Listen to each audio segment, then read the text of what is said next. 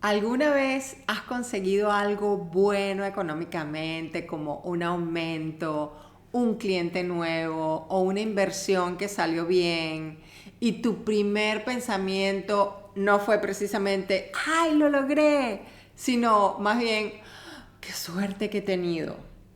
O quizá has evitado pedir lo que realmente vales porque en el fondo sentías que si lo pedías, alguien iba a descubrir que quizás supuestamente, según tú, no eres tan bueno o tan buena como parece. Bueno, si tu respuesta es sí, quiero que sepas dos cosas. Primera, que no estás sola o solo. Y segunda, que eso tiene un nombre y se conoce como el síndrome del impostor financiero. Hoy vamos a hablar de él, de dónde viene, cómo te está frenando sin que te des cuenta y qué puedes hacer para quitarte de encima ese peso. Porque puede que el mayor obstáculo entre tú y tu libertad financiera no sea el mercado, ni la economía, ni siquiera tu sueldo, sino que seas tú mismo o tú misma. Así que comenzamos. Y para empezar, es importante entender de dónde viene. Y resulta que este síndrome tenemos que ver el origen y normalmente el origen viene casi siempre de la infancia. Así que piensa por un momento qué se decía sobre el dinero en tu casa cuando eras pequeña o pequeño. Porque en muchas familias el dinero siempre ha sido un tema tabú, literalmente. De dinero no se habla en la mesa. Y esa frase, año tras año, va dejando huella y resulta que el dinero se convierte en algo sucio, incómodo, en algo que uno no merece, porque es que ni siquiera se menciona. Y de ahí nacen creencias que cargamos hasta que somos adultos sin ni siquiera cuestionarlas. Y al final es lo típico, el dinero cambia a la gente, para que uno gane, otro tiene que perder, eso de invertir es para ricos, para gente que sabe de números. Y seguramente todo esto te suena, a mí definitivamente, y el problema no es que lo escuche o lo escuchara, el problema es que lo interiorizas y resulta que lo llevas como si fuera tuyo y como si fuera una verdad absoluta y resulta que no lo es. Y para entender un poco mejor cómo funciona esto del síndrome del impostor financiero, te voy a contar la historia de Marta.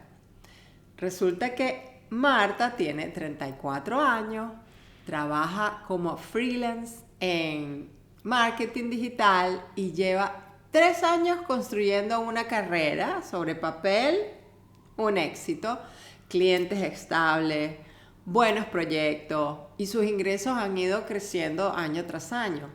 Pero Marta vive con una sensación constante de que todo está a punto de derrumbarse. Cuando un cliente le renueva el contrato, ella no piensa que lo está haciendo bien. Ella lo que piensa, ay, qué suerte que tengo, ¿no? Y otra cosa, cuando termina un proyecto difícil, resulta que Marta ni siquiera lo celebra, sino que empieza a revisar una y otra vez a ver si encuentra algún error que confirme lo que ella cree que es que no es tan buena como parece.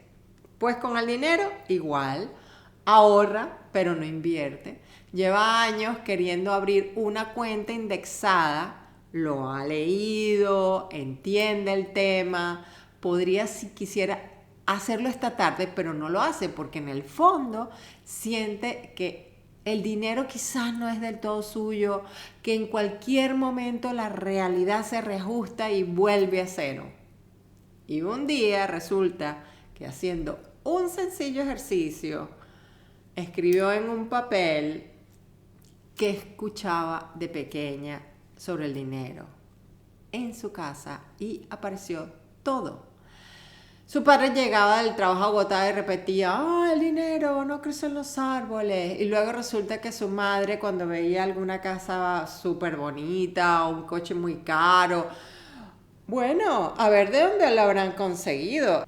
Y entonces al final parece que el dinero lo relacionan con algo malo, sospechoso, negativo. Y todas esas frases repetidas año tras año se convierten como algo fijo en tu mente. Y la verdad es que para Marta no fue un cambio inmediato, fue algo poco a poco, lento. Lo que hizo primero fue nombrar el problema y pensar por primera vez sobre él. Construyó una carpeta de evidencias donde iba guardando todos los documentos, correos de clientes satisfechos, proyectos completados, números reales. Y no era para presumir, era simplemente para recordarse cuando esa voz volvía que tenía pruebas que apoyaban que sí era una buena profesional y que podía lograr lo que quisiera. De manera que llegó a un punto en que empezó a invertir poco a poco, de manera simbólica, no porque se sintiera segura del todo, pero porque sabía que tenía que actuar aunque no estuviera segura. Y eso cambió todo. Hoy Marta, la verdad es que sigue teniendo sus días. Cuando firma un presupuesto espera que el cliente a lo mejor le rechace, o hay días que mira su cartera y piensa que algo va a salir mal, pero reconoce la voz, sabe de dónde viene y lo maneja, lo gestiona. Así que ahora te voy a decir los típicos 3 perfiles del impostor financiero para que pueda ayudarte a identificarlo y trabajar en ello. Y es que el síndrome del impostor financiero no tiene una sola cara, se disfraza, se camufla de prudencia, de humildad, de preparación. Así que quiero que escuches con atención porque probablemente te reconozcas en alguno o quizás en los 3. Yo, por lo menos, he estado allí en los 3. Y el primer perfil es el de ahorrador del miedo. Tienes dinero en la cuenta, más del que necesitas para el mes, pero no inviertes, no porque no sepas cómo hacerlo, sino porque en el fondo sientes que en cualquier momento ese dinero se va a esfumar. Entonces prefieres mantenerlo quieto porque crees que así es más seguro. Y resulta que el problema es que ese dinero parado no es seguridad, es ilusión de seguridad. Y mientras tú lo guardas por miedo, la inflación se la va comiendo poco a poco. Y eso es algo de lo que hablamos en el episodio pasado. Vamos con el segundo, que es el techo de cristal. Sabes que vales más, tus resultados te lo demuestran, pero no pides el aumento, no subes tus tarifas, no negocias, porque una voz dentro de ti te dice, ay, si se dan cuenta que no soy tan bueno, tan bueno. Y así, año tras año, vas dejando dinero sobre la mesa, no porque no te lo merezcas, sino porque el miedo al juicio ajeno pesa más que la evidencia de tu propio valor. Y el tercer perfil es el eterno estudiante. Has leído 20 libros de inversión, sigues 4 podcasts, 3 newsletters, 2 canales de YouTube, pero todavía sientes que te falta más. Un curso más, un libro más, un poco más de tiempo. Y resulta que con tanta preparación se convierte todo en parálisis. Y la parálisis tiene un coste, porque el tiempo en los mercados es uno de los factores más importantes para construir patrimonio. Estoy hablando del horizonte temporal. Y ahora me pregunto si te has reconocido en alguno de estos 3 perfiles. La mayoría de nosotros hemos sido los 3 en distintos momentos de la vida y no pasa nada. El primer paso es identificarlo. Yo por lo menos confieso que en diferentes momentos de mi vida he estado en los 3 perfiles. Y te digo, sinceramente, no pasa nada. Hay que gestionarlo. Y por eso vamos a ver cómo se resetea la mentalidad. Bueno, ya sabemos qué es, de dónde viene y cómo se manifiesta. Ahora viene lo importante, ¿qué haces con todo esto? Y aquí sí quiero dejar algo claro. Esto no va de pensamiento positivo. Yo no te voy a decir frases motivadoras para que las repitas delante del espejo. Esto va de acciones concretas que cambian patrones reales. Así que vamos con el primer paso, que es ponerle nombre. Coge papel y lápiz y escribe: ¿qué te decían tus padres sobre el dinero o sobre la gente rica? No lo pienses, escríbelo, todo lo que se te venga sin filtro. Al verlo escrito pasa algo muy curioso, es que pierde poder. Lo que vive en tu cabeza como una verdad absoluta, cuando lo ves en papel, se convierte en lo que realmente es. Una opinión heredada de alguien que tampoco tenía todas las respuestas. Entonces, lo nombramos y podemos empezar a gestionarlo. Y ahora te cuento el segundo paso, que es evidencia contra sentimiento. El impostor vive de sensaciones, no de datos. Así que le das datos. Haz una lista de tus logros económicos y profesionales. Sé lo más específico o específica que puedas, porque si alguien te paga X, es porque generas un valor de X más algo.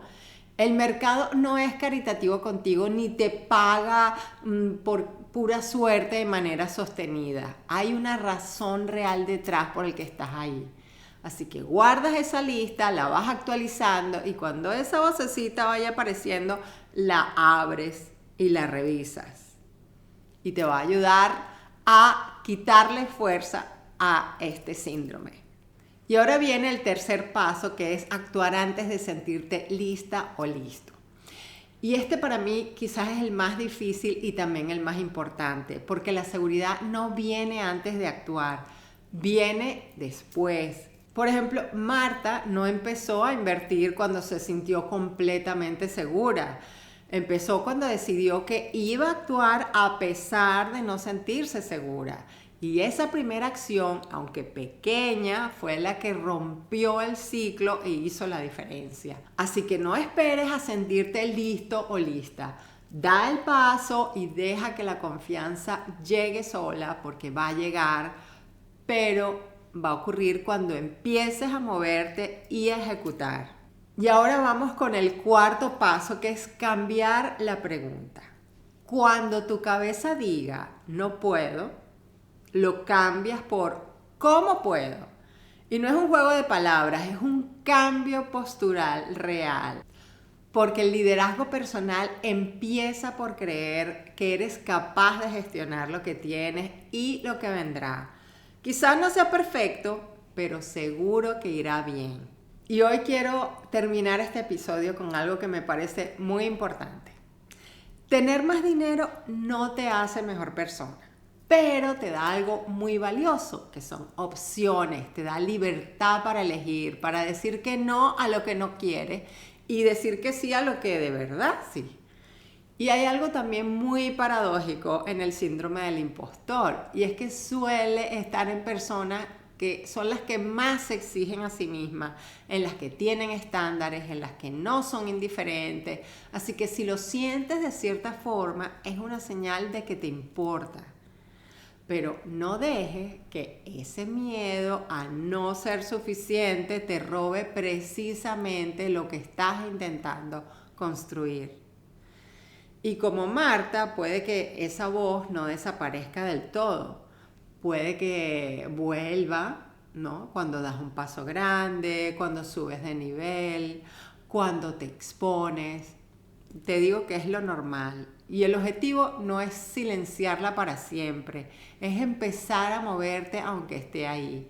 Porque la libertad financiera no empieza con una cuenta bancaria, empieza en tu mente, en cómo te ves y en los pasos que decides dar. Y para eso estoy aquí contigo, para ayudarte a construir esa tranquilidad y esa libertad paso a paso. Gracias por estar aquí.